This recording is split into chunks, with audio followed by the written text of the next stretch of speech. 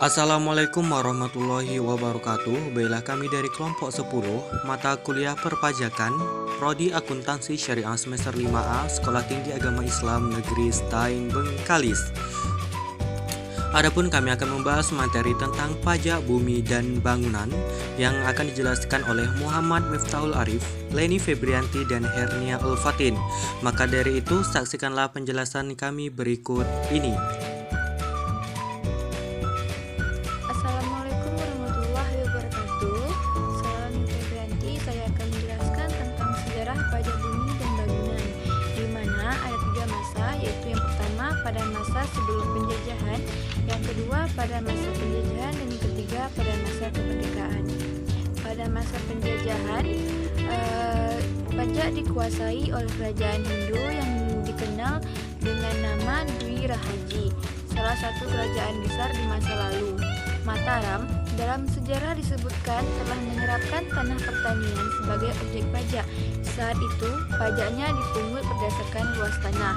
Selain di Jawa, di kerajaan Aceh dikenal pula pungutan atas tanah ladang yang dikenal dengan istilah wasit tanah, di samping pungutan-pungutan lainnya. Yang kedua, pada masa penjajahan, dikenal adanya jenis pajak bumi yang disebut dengan land rent. Jenis pajak ini diperkenalkan oleh Sir Stanford Raffles, seorang gubernur jenderal Inggris di Indonesia pada tahun 1811 sampai dengan 1816. Pajak ini dikenakan terhadap semua jenis tanah produktif dan wajib pajaknya adalah desa atau kepala desa.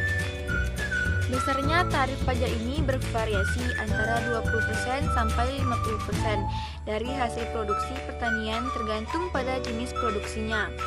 Yang ketiga, pada masa kemerdekaan. Semenjak 1945, Indonesia menerapkan pajak tanah atau disebut dengan land tax, yaitu pajak yang dikenakan pada bumi dan bangunan. Kemudian, pajak bumi tersebut adalah Jawatan Pendaftaran Tanah Milik Indonesia atau PTMI yang mempunyai tugas mendaftar dan mengeluarkan surat pendaftaran sementara bagi tanah-tanah milik yang terdaftar. Yang kedua, saya akan menjelaskan tentang objek pajak. Yang menjadi objek pajak PBB ialah bumi dan bangunan, di mana bumi ialah permukaan bumi atau tanah dan isi yang ada di bawahnya, termasuk tanah pekarangan, sawah, ladang, empang, dan lain sebagainya. Yang ketiga, bangunan ialah konstruksi teknik yang ditanam atau dilekatkan secara tetap di bumi sesuai dengan Pasal 1 Undang-Undang Nomor 12 Tahun 1985 dan Undang-Undang Nomor 12 Tahun 1944. Dan yang termasuk seperti bangunan ialah jalan lingkungan yang terletak dalam suatu komplek, jalan tol, kolam renang, pagar rumah, tempat olahraga, galangan kapal, tempat penampungan atau kilang minyak, serta fasilitas yang memberikan manfaat sesuai dengan penjelasan Pasal 1 Angka 2 Undang-Undang Nomor 12 Tahun 1985 JO Undang-Undang Nomor 12 Tahun 1994. Sedangkan yang tidak termasuk pada PBB ialah tanah atau bangunan yang digunakan semata-mata untuk kepentingan umum sebagai tempat ibadah, rumah sakit, sekolah, dan sebagainya. Tanah atau bangunan digunakan untuk kuburan. Kemudian tanah atau bangunan yang digunakan oleh perwakilan diplomatik, tanah atau bangunan yang digunakan sebagai hutan lindung, tanah bangunan yang dipergunakan oleh perwakilan. Sekian penjelasan dari saya. Selanjutnya akan disampaikan oleh teman saya. Baiklah, nama saya Muhammad Miftahul Arif. Di sini saya akan melanjutkan penjelasan dari teman saya yaitu Leni Febrianti. Nah, saya akan menjelaskan yaitu C subjek PBB.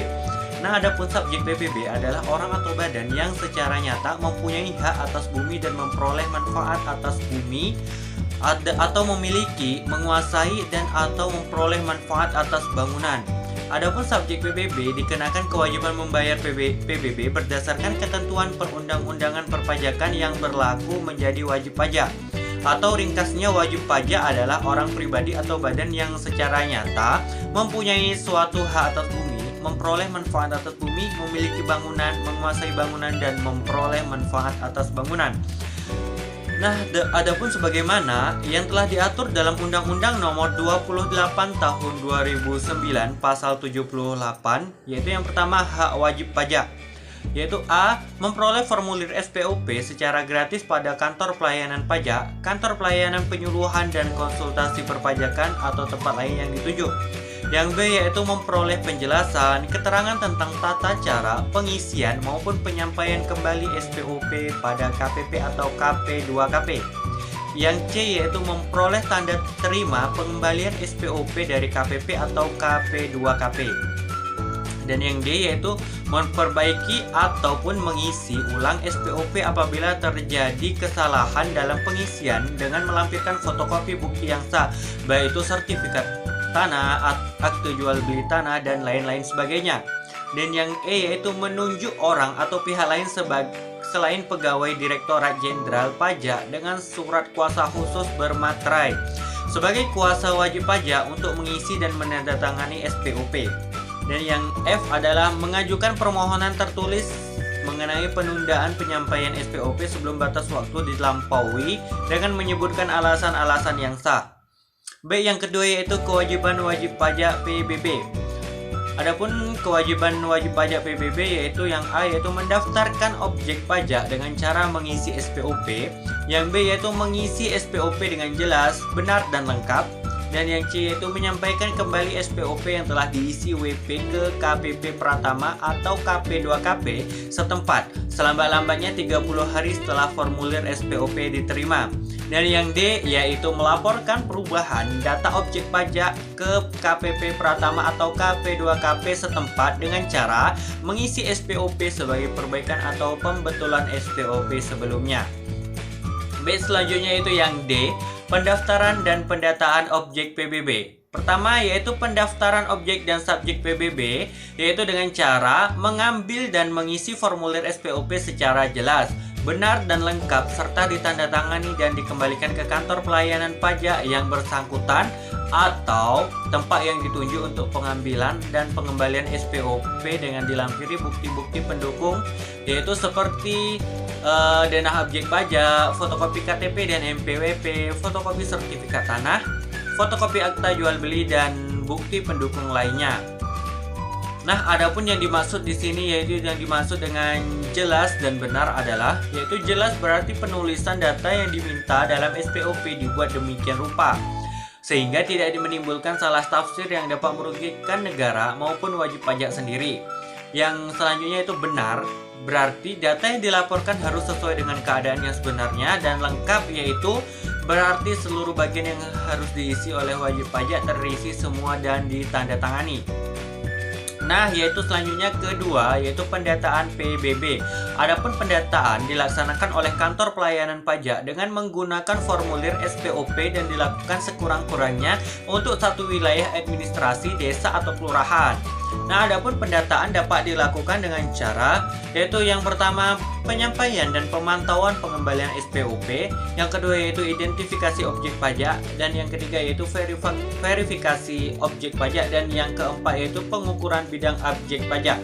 Nah, adapun di sini adapun sanksinya, barang siapa yang tidak sengaja mendapatkan sanksi yaitu tidak mengembalikan SPOP kepada Direktorat Jenderal Pajak. Yang kedua yaitu menyampaikan SPOP tetapi isinya tidak benar dan tidak lengkap sehingga menimbulkan kerugian pada negara, dipidana dengan pidana sekurangnya selama 6 bulan atau denda sehingga setinggi-tingginya yaitu 2 kali lipat dari pajak terutang. Nah, baiklah, demikian itu penjelasan dari saya. Selanjutnya akan dijelaskan oleh teman saya yaitu Hernia Ulfatin. Sekian, terima kasih.